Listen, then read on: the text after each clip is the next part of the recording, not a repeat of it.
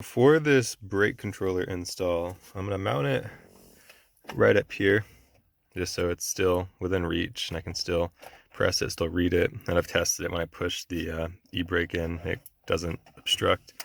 But I'm going to cheat a little bit with how I put it there. So I'm actually just going to take a little clip for it off, and I'm going to use, I'm not going to use the screws that came with it. I'm actually going to use this automotive exterior adhesive. So this is actually the stuff that you put on emblems. So like on the back of this truck, my Toyota, the letters that spelled it out, that's how they're held on, is with this stuff. So that's the intended use of it. It's pretty strong. It's supposed to be kind of like a semi-permanent attachment. I'm gonna put this on there because I'm not trying to put holes through the actual plastics themselves. It's an older truck. It's only gonna get harder to find parts for it. So just to preserve that, using this. Now it don't look pretty, but considering how you ain't never gonna see it, I don't think it's gotta be. And just like that, we're mounted. I'm not gonna install like the wiring portions of it today. Just wanted to get that done. But still have access to everything. Can still use my parking brake, no issues. And it even is detachable a little bit too. So we push in from the back here and pull it up. And we can just take this whole thing out of there if we choose to. And it's just the shim that's left in place, which isn't bad. Honestly, I think it's going to be perfect. So today I'm going to just go ahead and try to get everything wired together. So the brake controller, the adhesive did actually come off for this. Granted, I didn't do any paint prep, or sorry, any adhesive prep before I put that on. So I just wiped everything down with some isopropyl, and hopefully putting the new stuff on will have it stick a little bit better. I think it may have been a little oily from previous just plastic treatments and whatnot, so hopefully that works. But yeah, just gonna connect these. So I think the blue one just goes to the main line for the brake controller, which I already have routed, which you should have seen earlier in the video. So yeah, that's already over here, just good to go. Label is already on it too, which is nice. So yeah, the blue one just connects to there. The red one goes to the brake lights for the truck. So there's a wire underneath here. I'll just have to get that up. And then the black and the white, they go to the positive and negative battery terminals. I don't remember which one went to which, but everything's here. So we should have it pretty straightforward. So I'm a little bit stuck currently. So I've got all of my wires exposed here that I can access, and this is the wiring harness that runs, or the wiring bundle that runs to the back of the truck. So the blue wire that I ran from the 7-way round comes through a little hole over here in the floorboard where these come through, and they've pretty much run along similar path to my understanding. So these do go to the back of the truck. One of these should be responsible for the brakes. I've been pressing the brake pedal, and I have a voltage tester over here somewhere that I've been using. Just take my word for it, I don't know where I put it. I have a voltage tester over here that I have been using to try to see, there we go, voltage tester, to try to see which wires are powered when the brakes are hit, because the brakes are coming on. I just had another person come out and confirm that they're coming on when I press that. And if I look at the wiring diagram, which I'll try to put up a more clear visual as I explain this as a picture, but we have our stoplight, which is supposed to be green and white, and then we pretty much go to this junction over here. I'm not sure what this is called, it's not labeled exactly, but it comes out green and white again, and we go to our stoplight switch. From the stoplight switch, it exits green and yellow, and then the green and yellow wire goes up to this other module that's just for the 3.4 liters with cruise control, which is what this truck is. And from there it just goes to our fuses and whatnot. So I'm assuming from here the green and yellow wire is what goes up front and what's responsible for sending the power through the rest of this, eventually reaching our brakes down here. However, we have conveniently both a green and white and a green and yellow. And like I said, I've been using that voltage tester while I'm pressing the brakes on, actually I put it through all of these wires, and none of them are showing that they're receiving power, even though the lights are functioning, and they probably should be showing something, or yeah, I'm probably doing something wrong, but yeah, I guess it's a little bit of a frustrated rant. The forum posts are saying green and white, but I'm assuming most people are referring to tapping into the lights at the back, which is not what I'm trying to do. So yeah.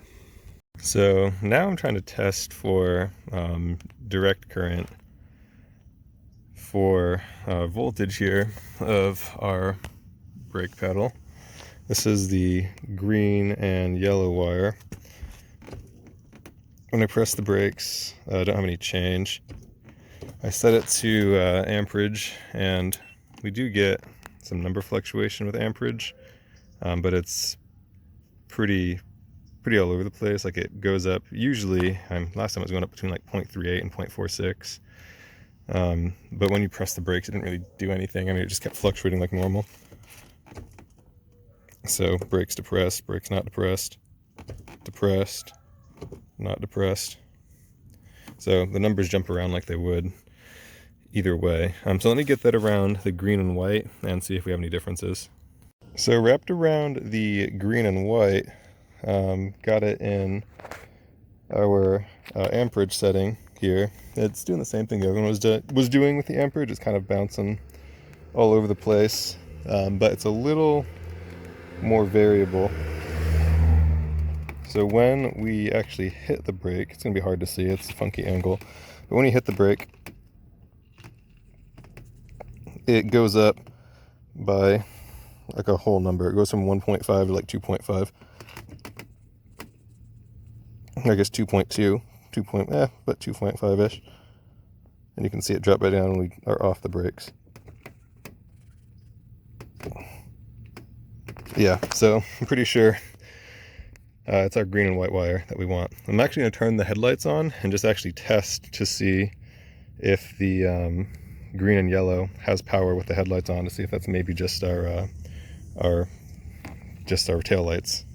So back on our green and yellow, set to amps again, still in DC. Can't really see the D that well, just trust me. But when we turn on our headlights,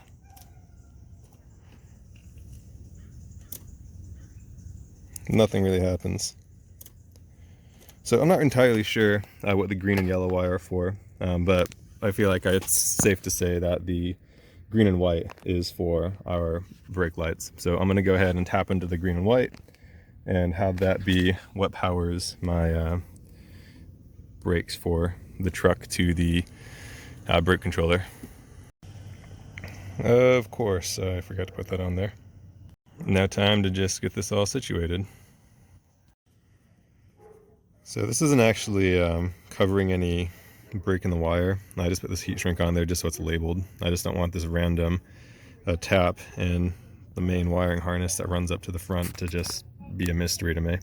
So I've just kind of learned through mistakes. You can see one of the tail light back ends to just label everything that I have wiring related, just so I don't have to guess what was this for a year from now.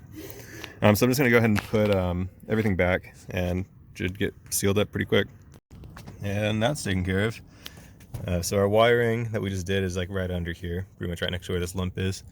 And all we got left to do now on another day is going to be just getting these last two wires in, and they'll just run through the front up here, and we'll be able to try to get them underneath the hood to the battery. Hopefully that won't be too bad. I'm anticipating the biggest issue that we'll have is going to be just trying to find a way to get it out, which I think I saw a grommet, but you know, it'll be a problem for another day. Also, this is holding since I prepped the surface the other day, although I haven't had the brake controller actually on it, so I'm not sure whether it's holding because it doesn't have any weight, or whether because the adhesive is actually going to hold now that it's been prepped, but I'll keep you guys posted. Alright, so we have our power wires now hooked up and connected, and now we just gotta shove them through our little grommet spot up there for our wires. You can tell what I'm trying to get at. We're going to shove that little spot up there, and then it'll come around the front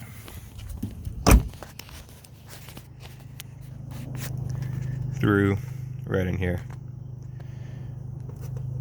And then that should be nice, easy access to our battery, which is quite gross currently, to connect to here. So I got those wires running through where they're supposed to be.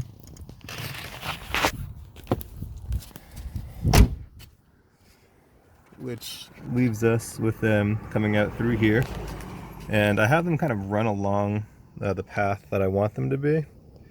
Just along where I've done some additional wiring before with the little wire protectors there. You know, I've got our ground coming here. Got our power wire coming over here. Still needs to be connected to a fuse like these other two things are. I do want to cover these in a protector though. Just a little bit of heat protection. One, just protects the wires. Two, just makes it look a little bit nicer and not as haphazard with wires just lying everywhere. I always hated that personally. I was thinking about just tapping them or just putting them into this loom that's already here. But I think I'm actually just going to go ahead and get a second loom just for the brake controller power wires and just run that along the same route as the other loom. And I think that'll make things a little bit more efficient that way. To give you guys a bit of an idea of how I'm doing this, I just pushed both of these wires through the loom after I already had them kind of routed where I wanted them to be. And I don't like you calling it a loom, it's a sleeve. So I pushed them through the sleeve after I kind of had the wires routed where I wanted them to be. And then I was just grabbing the sleeve with one hand, grabbing the wires with another, and kind of just sliding the sleeve down. And now I'm just at like a little bend. So I just have to, you know, drop the camera and then just use both my hands to get it around where they both come in. And then it just is simply, you know, zip tying them to the other loom, other sleeve. Excuse me, that's just right next to it to make it look a little more factory. And that is done. So got both of our sleeves running down here, which honestly the second sleeve doesn't matter for this video. We got both of our sleeves running down here. We've got our negative going to where it's supposed to be. That's all nice and labeled. And then we've got our power wire going to where it needs to be as well, all nice and labeled, and it's got a fuse in between it as well. So the one for your brake controller, that should be a 20 amp, and then the one for your regular trailer battery power supply, that should be a 40 amp, which I think we probably already covered earlier. This has taken me a few months to do, so I don't remember, but yeah, so that should be all I need to do under here. I'm just going to go ahead and just tidy things up underneath the, I'll put caps on that in a second. I'll tidy up underneath where like little gas pedal and stuff is, and then it should be good. Just plug it in and I don't know, should work. Here we are, all plugged in, all cinched up. And I think that just about does it for the install. I'll try to put a video out just showing how this particular brake controller works just with a trailer in a parking lot. But yeah guys, hopefully this is helpful. Best of luck. Proving that what I did worked out. Look at that. Never been so happy to see disconnected before in my life.